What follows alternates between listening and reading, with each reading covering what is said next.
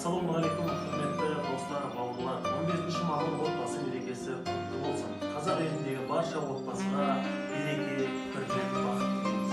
Отбасы тату біреу тұрып тұрған, қамқор ата-аналар бірлік құрған, анам ер шапағат нұр төгуші, әкем қамқор қорғаушы алып туған. Отбасы күні барлық қазақстандықтарға амандық және әрбір қазақ отбасына баянды бақыт тілейміз. Отбасы мерекесі құтты болсын.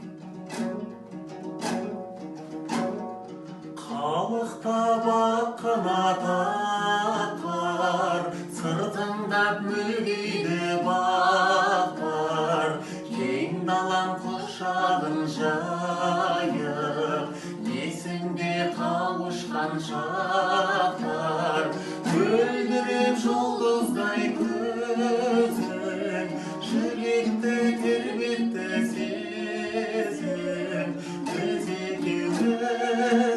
екеуміз тауыз жарған гүл екенбіз.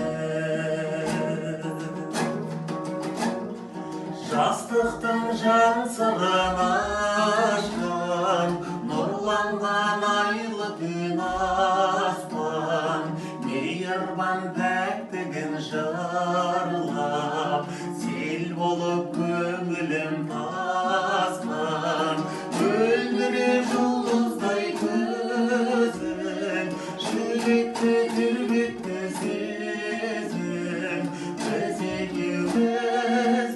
екеуміз тауыз жарған гүл екенбіз. Біз екеуміз тауыз жарған